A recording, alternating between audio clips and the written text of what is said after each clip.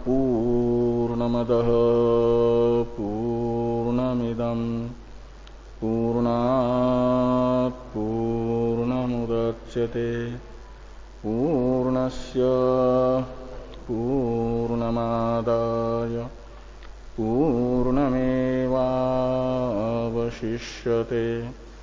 ओम शांति शांति शांति।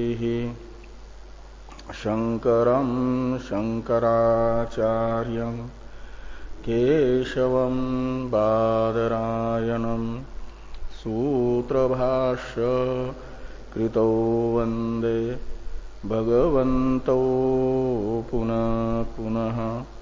ईश्वरो गुरुरात्मेति मूर्तिभेद विभागिने व्योमवद्व्याप्तदेहाय दक्षिणामूर्तये नमः। ओम शांति शांति शांति। ब्रह्म सूत्र के द्वितीय अध्याय के प्रथम पाद के तृतीय अधिकरण का विचार हम लोग कर रहे हैं। विलक्षणत्व नामक इस अधिकरण के 8 सूत्रों में से 6वें सूत्र के व्याख्यान रूप भाष्य का विचार हो रहा है।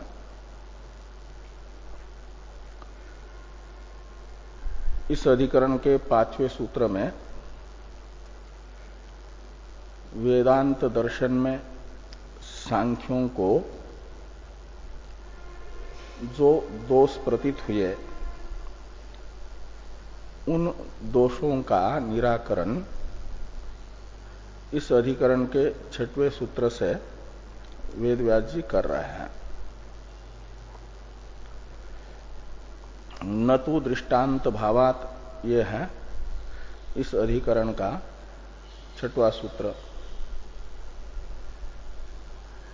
इसमें तू ये निपात है अवधारण अर्थ में, न के साथ उसका अन्वय है तो न तू का अर्थ हो जाएगा नैव।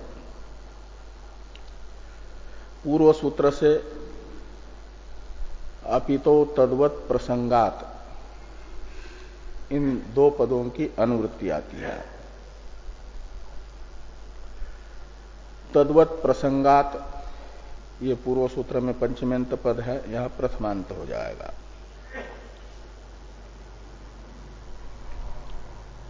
तो सिद्धांति की प्रतिज्ञा होगी अपितो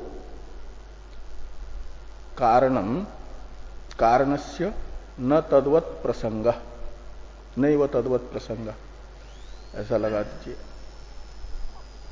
कारणस्य इस षष्ठ्यंत पद का अध्यार करना पड़ेगा।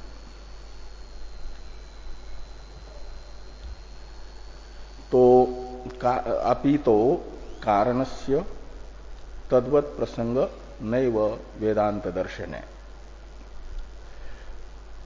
अर्थ हो जाएगा कि वेदांत दर्शन में प्रलय काल में कारण में कार्य के दोषों से दूषित होने का प्रसंग नहीं है।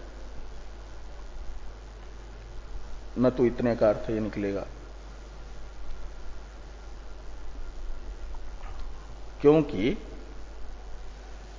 ये दृष्टांत लोक में उपलब्ध हो रहा है कि कार्य अपने कारण में विलीन हुआ, अपने कारण को अपने दोषों से दूषित नहीं करता है। इसको इस अर्थ को संपुष्ट करने वाले लोक में अनेक दृष्टांत हैं।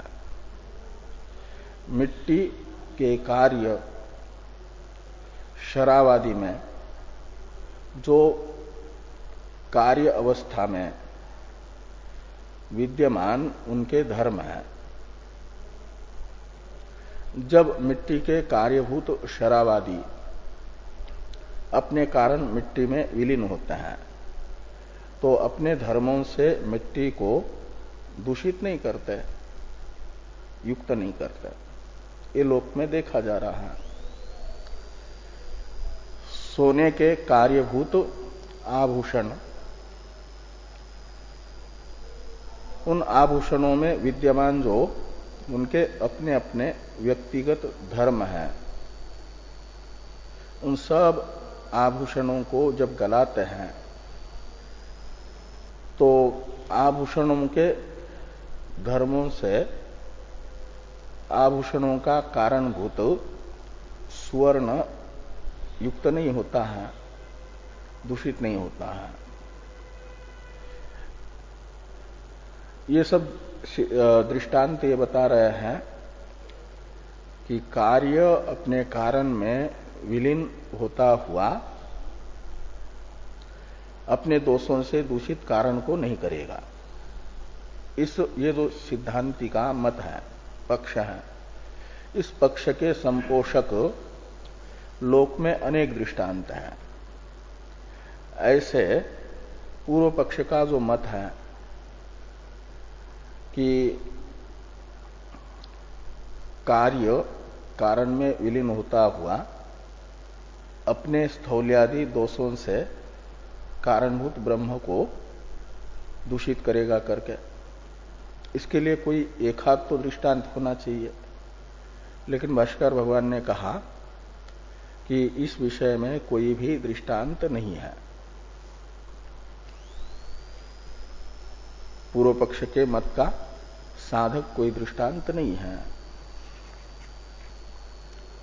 तत्पक्षस्य तु न कश्चित दृष्टांतो अस्ति। यहां तक के भाष्य वाक्य का विचार हम लोग कर चुके हैं। अपिति रेव ही न संभवेत इत्यादि भाष्य वाक्य की अवतरण टीका है। किंच दूषकत्वे कार्यस्य स्थिति ही स्यात् लवणवत् इत्याह अपिति रेव इति। पूर्व पक्षी का मत है कि कारण में लीयमान कार्य अपने कारण को स्वयं के दोषों से दूषित करता है। इसका अर्थ है कार्य हुआ दूषक और दूषित होने वाला हुआ कारण। तो जैसे पानी को, मीठे पानी को अपने खारापन रूपी दोष से दूषित करने वाला जो लवण है, नमक है, इसका पानी में अस्तित्व होता है। जिस पानी को दूषित कर रहा है पानी के साथ घुल करके, उस पानी में नमक का अस्तित्व है।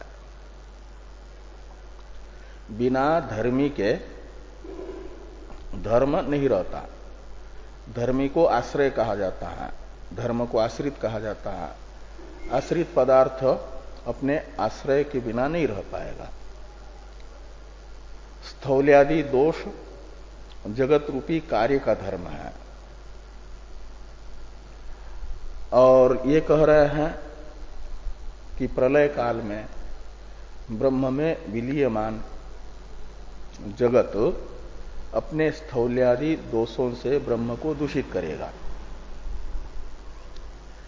इसका अर्थ है कि स्थौल्यादि दोष का आश्रयभूत धर्मी है जगत,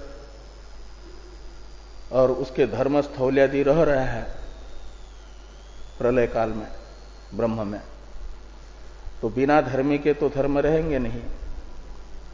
तो मानना पड़ेगा कि स्थौल्यादि धर्मों का आश्रयभूत जो जगत रूपी धर्मी है वह भी प्रलय काल में विद्यमान है, जैसे पानी में नमक विद्यमान है। तो यदि स्थौल्यादि धर्मों से युक्त जगत रूपी धर्मी प्रलय काल में भी रहेगा, तो प्रलय क्या रहा फिर? स्थिति काल में भी स्थौल्यादि धर्मों से युक्त जगत है, और प्रलय काल में भी स्थौल्यादि दोषों को विद्यमान मानना है। तो उसका आश्रयभूत जगत के बिना वो रहेगा नहीं दोष, तो जगत भी विद्यमान है ये मानना पड़ेगा। तो फिर जगत की स्थिति काल ही मानना पड़ेगा, कार्य का स्थिति काल ही है, प्रलय नहीं है। तो प्रलय संभव नहीं हो पाएगा। ये अपितिरेव न संभवित इत्यादि से कहने जा रहा है। इसका अवतरण इसलिए ये लिखा टीका में टीकाकार ने, किंच दूषकत्वे कार्यस्य, कार्य को यदि अपने कारण का दूषक मानेंगे, दोष संपादक मानेंगे, तो कहते हैं कार्यस्य स्थिति स्यात्, प्रलय में भी दूषक कार्य की स्थिति ही माननी पड़ेगी। कैसे कहते? लवणवत, जैसे पानी को दूषित करने वाले नमक की पानी में स्थिति है। भाष्य में है अपिति रेव ही न संभवेत यदि कारणे कार्यम स्वधर्मे नैव अवतिष्ठेत। कारणभूत ब्रह्म में कार्यभूत आकाशादि जगत अपने स्थौल्यादि धर्मों से युक्त होकर के रहता है, ये मानेंगे, तब तो स्थिति काल में भी स्थौल्यादि धर्मों से युक्त कार्य का अस्तित्व है। तो स्थिति काल ही उसका वो माना जाएगा, प्रलय काल संभव ही नहीं होगा, प्रलय संभव ही नहीं होगा। ये भाष्कर भगवान ने उस मत में दोष बताया जो कार्य के दोष से कारण को दूषित मानते हैं, होने का प्रसंग मानते हैं। टीका में एक वाक्य है, असति कार्ये तद्धर्मेण कारणस्य योगो न संभवति, धर्मे असत्वे धर्माणाम अपि असत्वात् इति भावः, अपित्रेव न संभवेत इत्यादि भाष्य वाक्य का यह अभिप्राय है। असति कार्ये, कार्य रूपी आश्रय के न होने पर, तद्धर्मेण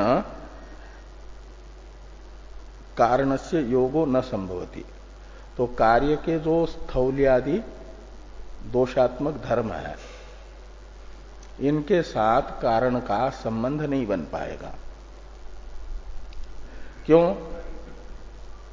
तो ये कहते हैं कि धर्मी के न होने पर धर्मों की स्थिति नहीं हो पाएगी, आश्रय के बिना आश्रित नहीं रह पाएगा। धर्मी असत्वे धर्मानाम अपि असत्वात्। अब भाष्य में जो ये दूसरा वाक्य आ रहा है, अनन्यत्वेपि कार्य कारणयोः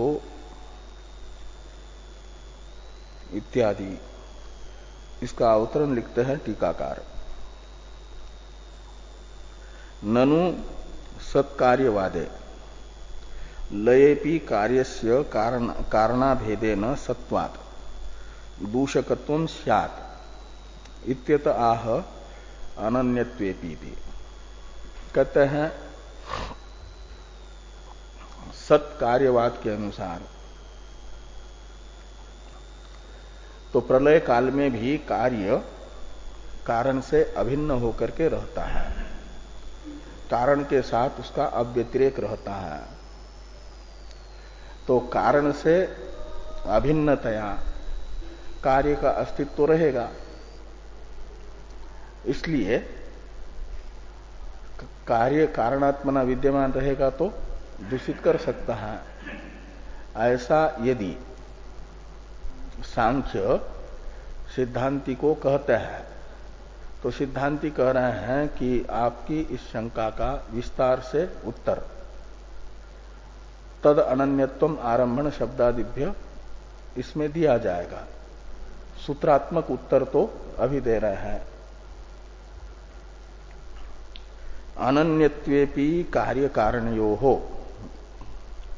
कार्यस्य कारणात्मत्वं न तु कारणस्य कार्यात्मत्वम् आरंभण शब्दादिभ्य इति वक्ष्यामः।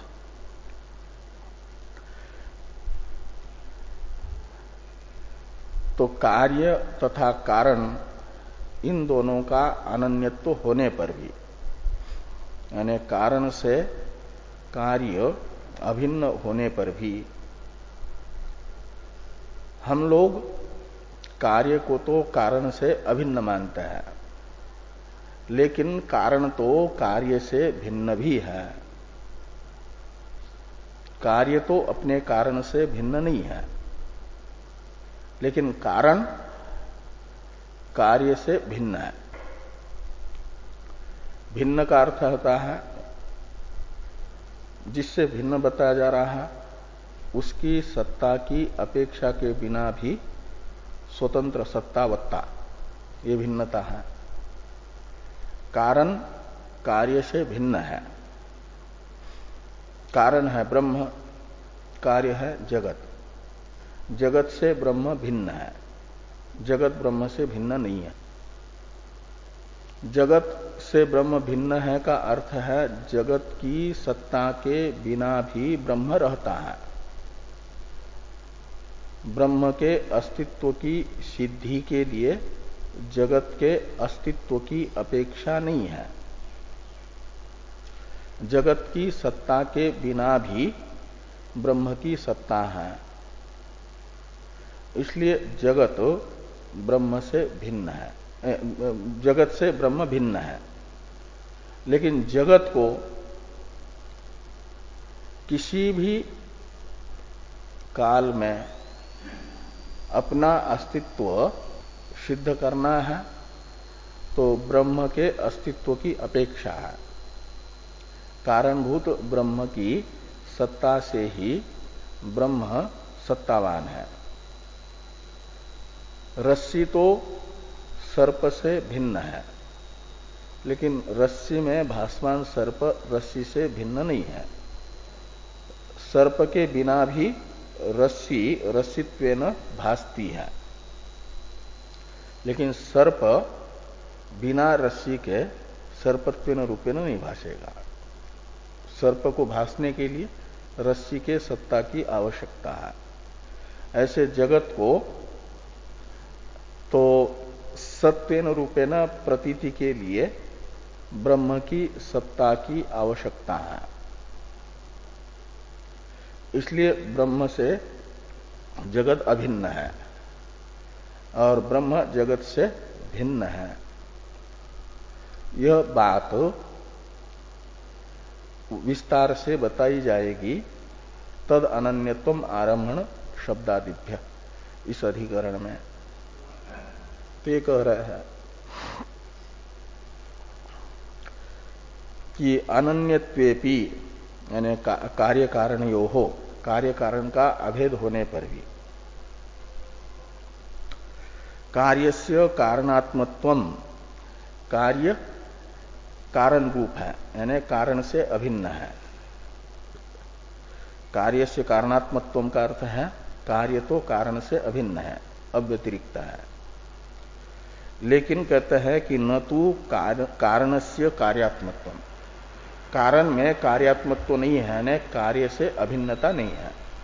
कारण तो कार्य से भिन्न भी है। इसलिए ये नहीं कहा जा सकता कि सत्कार्यवाद में कार्य कारण का अभेद होने से कारण से अभिन्नतया कार्य रहता है। का अर्थ है उस समय कारण ही कारण है, कारणात्मना कार्य रहा, कार्यात्मना नहीं रहा। तो कारण ही रहा, कार्य अपने धर्म से युक्त नहीं रहता, कारण रूप से रहता है। यही तो प्रलय है, कार्य का कारणात्मना अवस्थान, अपने रूप से रहित होना, अपने सारे धर्मों से रहित होना, यही कार्य का प्रलय है। कारणात्मना ही वो रहेगा।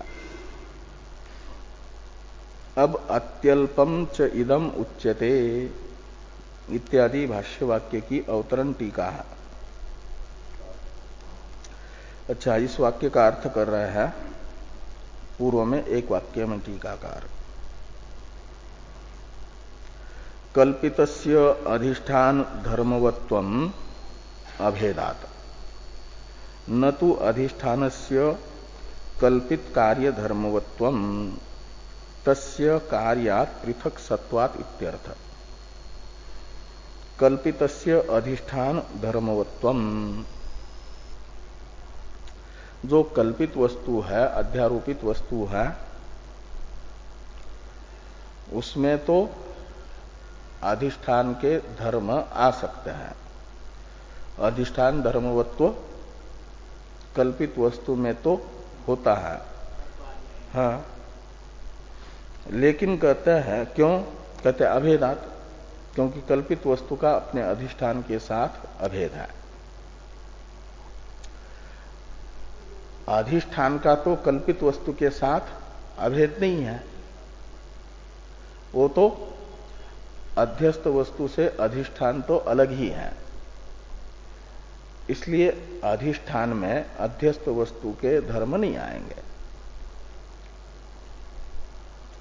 न तो अधिष्ठानस्य कल्पित कार्य धर्मवत्वम, अधिष्ठान में अध्यारोपित कार्य के धर्म नहीं आते हैं। क्यों? कहते तस्य कार्यात् पृथक सत्वात्, अध्यस्त कार्य से, तस्य यानी अधिष्ठानस्य पृथक सत्वात्, भिन्न होने से। अध्यास भाष्य में यही तो भाष्यकार भगवान ने कहा था ना कि अधिष्ठान जो है अध्यस्त वस्तु के यत्किंचित भी गुण या दोष से दूषित नहीं होता। अध्यस्त वस्तु के धर्मों के साथ वस्तुतः अधिष्ठान का संसर्ग नहीं होता है। अध्यस्त वस्तु तो अधिष्ठान से अनन्य होने से, अभिन्न होने से, अधिष्ठान के धर्मों से युक्त भले ही प्रतीत हो, लेकिन अध्यस्त वस्तु के धर्म अधिष्ठान में वस्तुतः नहीं जाएंगे। इसलिए कारण को कार्य के स्थौल्यादि दोषों से दूषित होने का प्रसंग नहीं आएगा, क्योंकि वह अधिष्ठानात्मक कारण है और जगत अध्यस्त है। उसके स्थौल्यादि दोष अधिष्ठान में प्रविष्ट नहीं हो पाएंगे। अब अनन्यत्वे क्या नाम, हाँ, अत्यल्पंच इत्यादि भाष्य वाक्य की अवतरण टीका है। किंच अपितो अपि इति, किंच अपिता अपितो इति विशेषणम व्यर्थम इति प्रतिबंध्या समाधत्ते। सूत्र में पूर्व पक्षी ने एक विशेषण जोड़ दिया ना, यानी कार्यभूत जगत के स्थौल्यादि दोषों से ब्रह्म दूषित होगा, ब्रह्म के दूषित होने का प्रसंग होगा। कब? तो कहा अपितो। पूर्व सूत्र में ये अपितो विशेषण है ना, अपितो तद्वत प्रसंगात असमंजसम। तो कहते हैं ये जो अपितो विशेषण जोड़ रहे हैं ये निरर्थक विशेषण है। प्रलय काल में ब्रह्म में जगत के स्थौल्यादि दोषों से दूषित होने का प्रसंग वेदांत दर्शन में है। ये जो पूर्व पक्षी कह रहे हैं सांख्य, उनका यह कथन गलत है। अपितो ये विशेषण देना निरर्थक है। इस बात को प्रतिबंधी उत्तर के द्वारा कहा जा रहा है, अत्यल्पम इदम उच्यते इत्यादि से। यानी ये कह करके कि जो आप दोष दिखाना चाह रहे हो, इससे और भी बड़ा दोष दिखा सकते हैं। केवल प्रलय काल में मात्र ब्रह्म के दूषित होने का प्रसंग आएगा, इतना ही नहीं, हमेशा ही ब्रह्म में दूषित दूषित होने का प्रसंग है वेदांत दर्शन में, ये बता सकते हैं। ये नहीं कि अपितो कहने से अर्थ निकल रहा है कि स्थिति काल में ब्रह्म में दूषित होने का प्रसंग नहीं है, लेकिन प्रत्यक्ष में तो ये भी दिखाया जा सकता है यदि ऐसा मानेंगे तो, ऐसा कह रहे हैं। तो ये प्रतिबंधी उत्तर हुआ।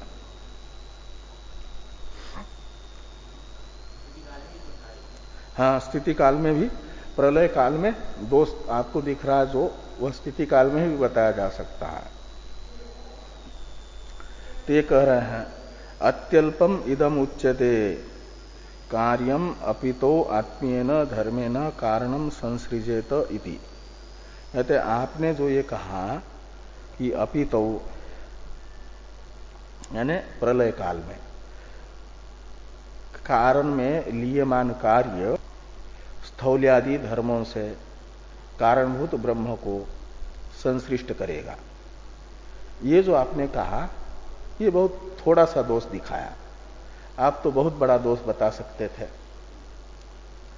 ये कह रहे हैं। कैसे? तो कहते हैं स्थितावपि समानो अयम प्रसंग। तो स्थिति में भी ये प्रसंग एक जैसा है, स्थिति काल में भी, क्योंकि सिद्धांतियों ने स्थिति काल में भी कारण को यानी कार्य को कारण से अव्यतिरिक्त ही माना है।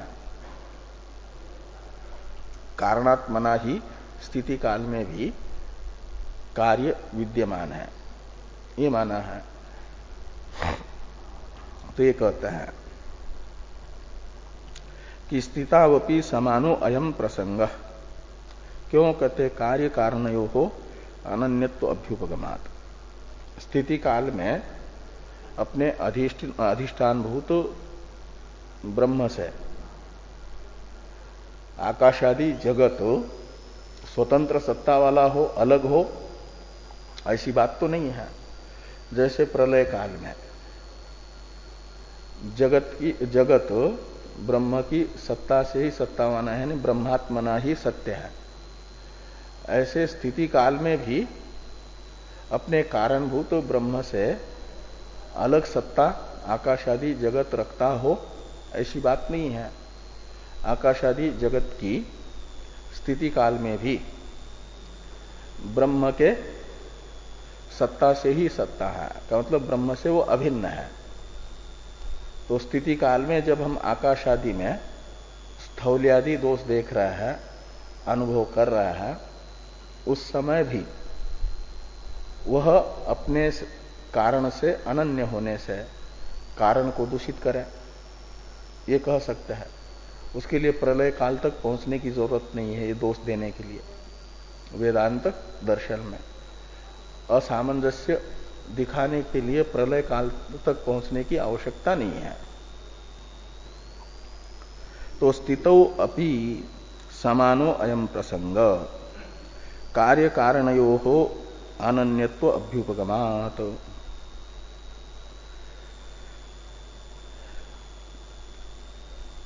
हमेशा स्थिति काल में भी प्रलय काल के तरह कार्य अपने कारण से अनन्य ही है। इसे बताने के लिए श्रुतियों का वचन भाष्कर भगवान बता रहे हैं।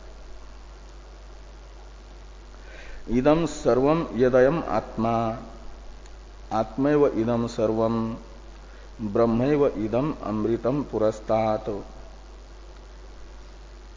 सर्वम खल्विदम ब्रह्म इत्येवं आद्याभीर ही श्रुतिभिः अविशेषेण त्रिषु अपि कालेषु कार्यस्य कारण अनन्यत्वं श्राव्यते।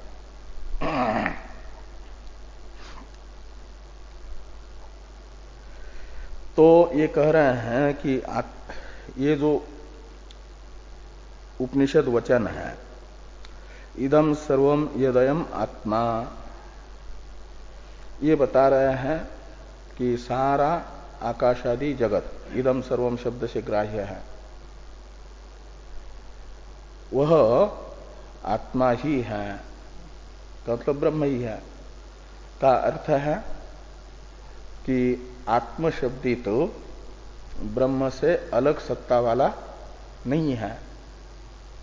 उसके स्थिति काल में भी, प्रलय काल में भी और उत्पत्ति काल में भी, तीनों समय कारण की सत्ता से अलग सत्ता वाला कार्य नहीं है, इसलिए कारण से अनन्य है। कारण से कार्य का अनन्यत्व है। कार्य है जगत, कारण है ब्रह्म, ब्रह्म से जगत का अनन्यत्व है। का मतलब ब्रह्म की सत्ता से अलग सत्ता जगत की उत्पत्ति के समय भी नहीं, स्थिति के समय भी नहीं और प्रलय के समय भी नहीं।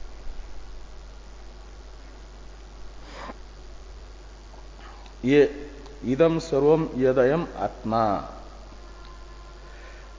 इस बृहदारण्यक वचन में भी बताया, तो छांदोग्य वचन भी यही बताता है। आत्मैव इदम सर्वम, ये छांदोग्य के 7वें अध्याय में आएगा। सनत कुमार जी नारद जी को बताते हैं। अथात आत्मादेश, ये जो 25वें खंड में 7वें अध्याय के प्रतिज्ञा है, फिर आत्मादेश बताते समय आत्मैव पुरस्तात्, आत्मैव पश्चात इत्यादि सब बताकर कहा कि आत्मैव इदम सर्वम, ये आत्मा, ये सब कुछ हम देख रहे हैं वह आत्मा से अव्यतिरिक्त है, अभिन्न है, अनन्य है।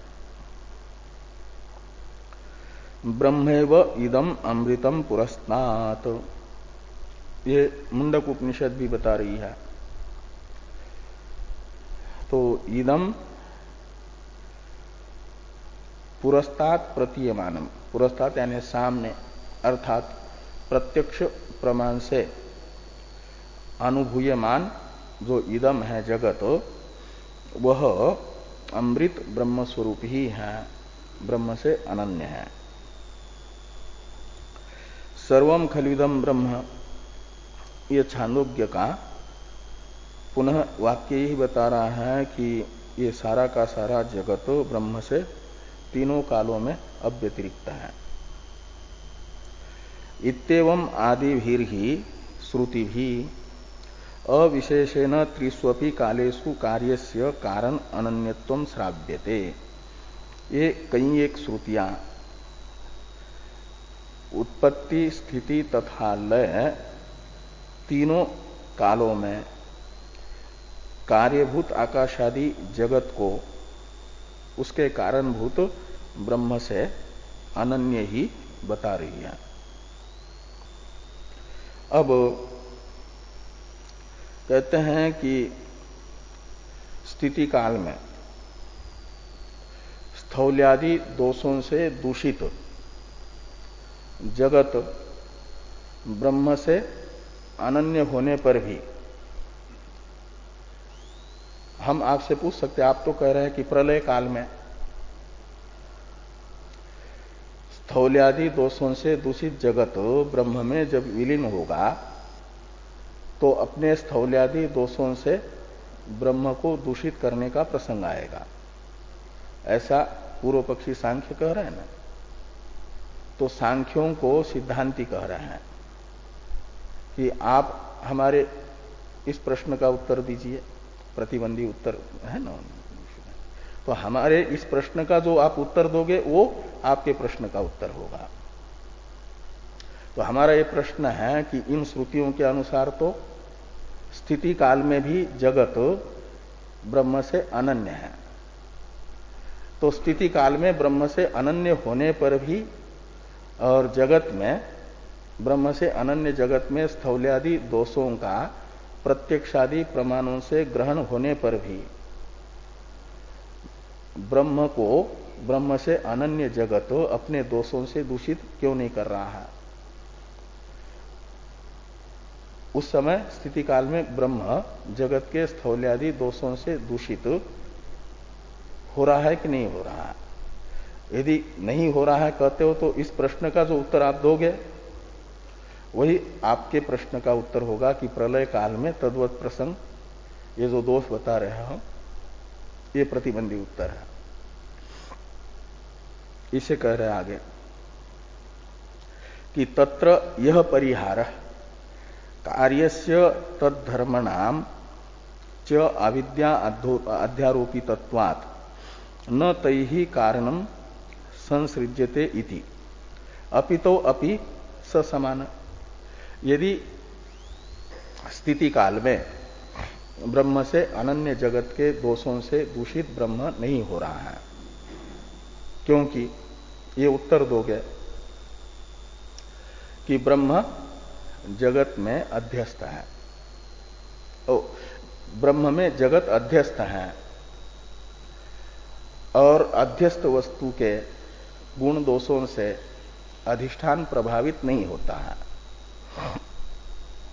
ये उत्तर यदि है स्थिति काल में ब्रह्म के जगत के दोषों से दूषित न होने के लिए आप ये उत्तर देते हो, तो उस समय भी प्रलय काल में भी जगत के दोषों से दूषित ब्रह्म के न होने में यही उत्तर हो जाएगा, समान ही उत्तर हो जाएगा। तत्र यह परिहार कार्यस्य तद्धर्मानांच अविद्या अध्यारोपितत्वात् न तैः कारणम संसृज्यते इति, ये उत्तर है सिद्धांति का। तो यही उत्तर प्रलय काल के लिए भी है, कहते अपितो अपि ससमान। अब अस्तिच अयम अपरो दृष्टांत इत्यादि वाक्य की अवतरण टीका है। परिणाम दृष्टांतम व्याख्याय विवर्त दृष्टांतम व्याचष्टे अस्तिच इति। तीन आरंभवाद, परिणामवाद और विवर्तवाद, ऐसे तीन है। आरंभवाद तो है तार्किकों का, यहां पूर्व पक्षी है सांख्य, उनका है परिणामवाद। परिणामवाद के अनुसार भी कारण के दोषों से कारण दूषित नहीं होगा। इसे समझाने के लिए परिणामवाद के अनुसार दृष्टांत बताए गए शरावादी के, मृत शरावादी के। अब विवर्तवाद के अनुसार भी, विवर्तवाद में तो सुस्पष्ट ही है, कार्य के दोषों से कारण दूषित नहीं हो सकता। ये परिणामवाद में भी सिद्ध हुआ तो विवर्तवाद में तो सुस्पष्ट रूप से सिद्ध हो जाएगा। इस अभिप्राय से टीकाकार ने ये लिखा कि परिणाम दृष्टांतम व्याख्याय विवर्त दृष्टांतम व्याचष्टे। तो भाष्य में है अस्ति च अयम अपरो दृष्टांतो यथा स्वयं प्रसारितया मायया मायावी त्रिषु अपि कालेषु न संस्पृश्यते अवस्तुत्वात् एवं परमात्मापि संसार मायया न संस्पृश्यते इति। मांडुक्य में यह दृष्टांत था। तो कहते हैं जैसे ये जो मायावी हैं वह अपने द्वारा प्रसारित जो माया है, जादू है, उससे यानी जादू से दिखाई गई वस्तुओं से कभी भी तीनों कालों में प्रभावित नहीं होता है स्वयं मायावी जादूगर। क्यों? तो समझता है कि ये अवस्तु है, वास्तविक नहीं है। इसी प्रकार कहते हैं कि इस आकाशादि जगत रूपी माया का प्रसारक जो परमात्मा है मायावी, मायांतु प्रकृति विद्यान मायनंतु महेश्वरम के अनुसार, वह अपने द्वारा प्रसारित जो संसार रूपी माया है, आकाश आदि जगत है संसार, और तदात्मक जो माया है उससे संस्पृष्ट नहीं होता। क्यों कहते? अवस्तुत्वात्, पूर्व में उत्तर दिया। ये एक दृष्टांत हुआ मायावी का विवर्त के लिए। तो जैसे माया अब यथाच स्वप्नदृक् एकः इत्यादि दृष्टांत की अवतरण टीका है कि मायावी अनुपादानम इति अरुच्या दृष्टांतांतरम आह यथा इति।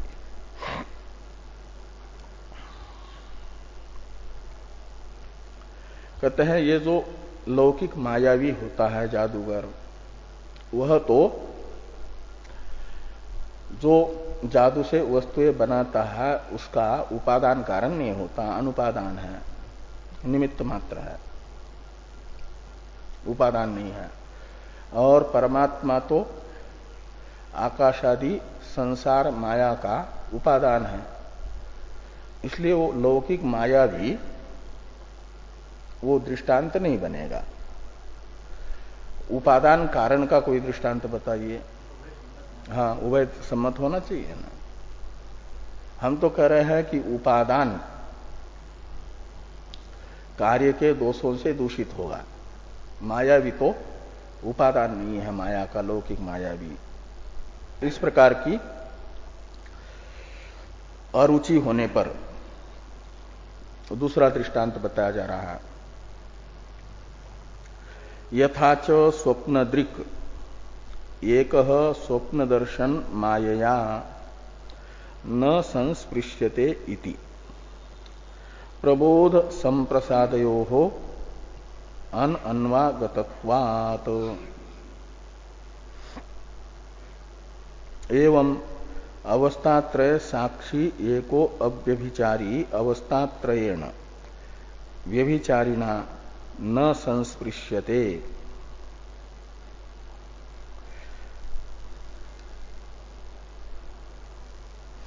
तो ये कहते हैं कि जैसे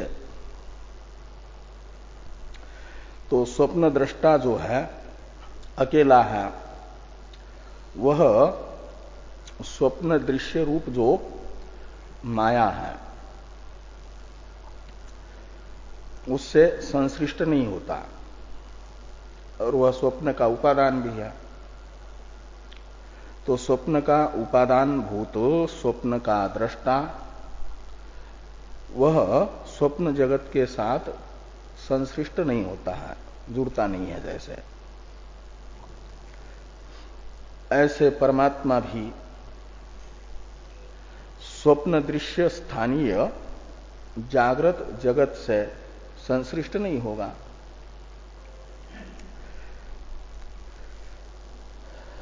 तो ये जो दार्ष्टान्त तो एवं अवस्थात्रय इत्यादि से बताया जा रहा है, उससे पहले दृष्टांत को ही स्पष्ट करने के लिए एक वाक्य भाष्य में है प्रबोध संप्रसादयोः अनन्वागतत्वात्।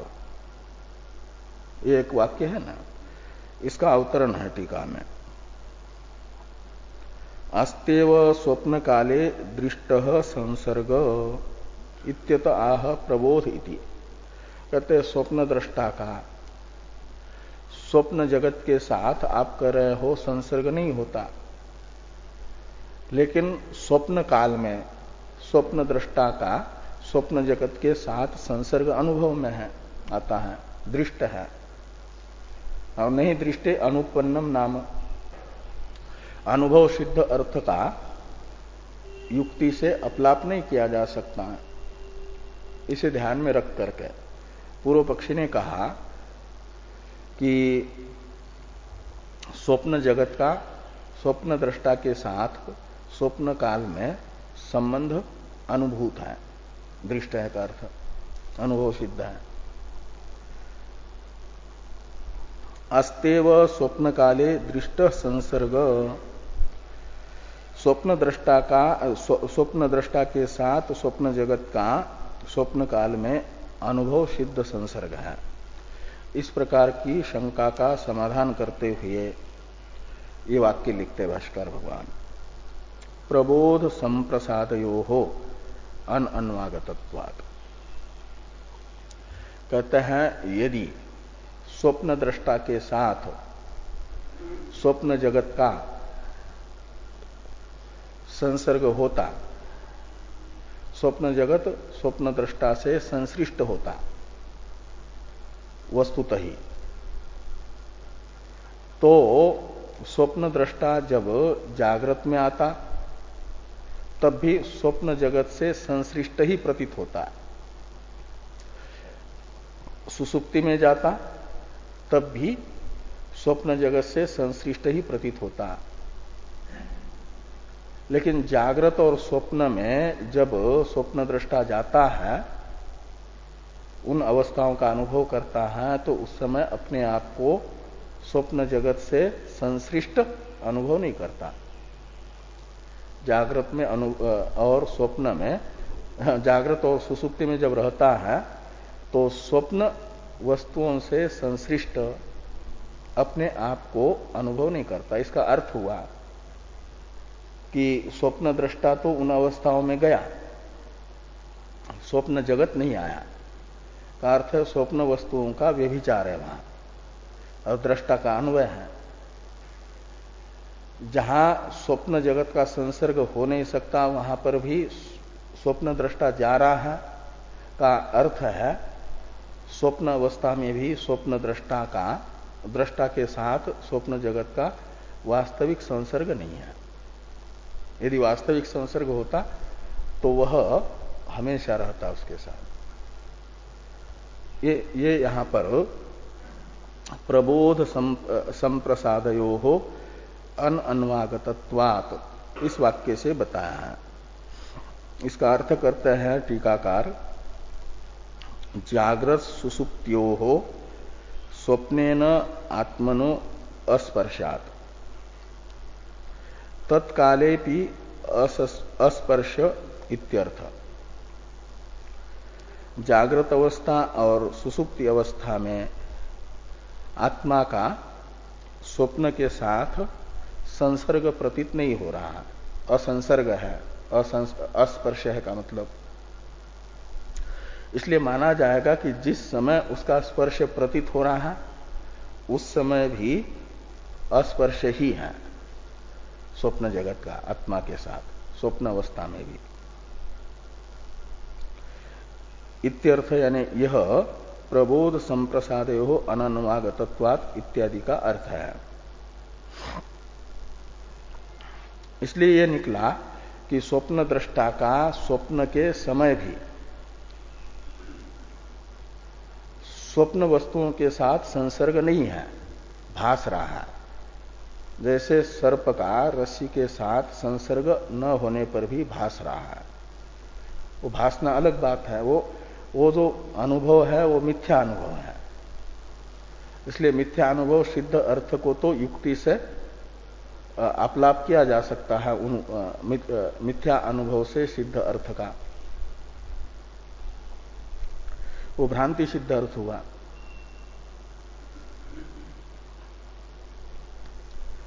इस प्रकार ये विवर्तवाद का दृष्टांत बताया। अब दार्ष्टान्त बता रहे हैं एवं इत्यादि से।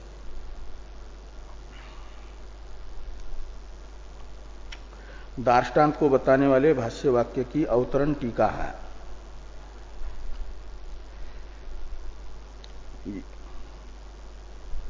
यदि अज्ञस्य जीवस्य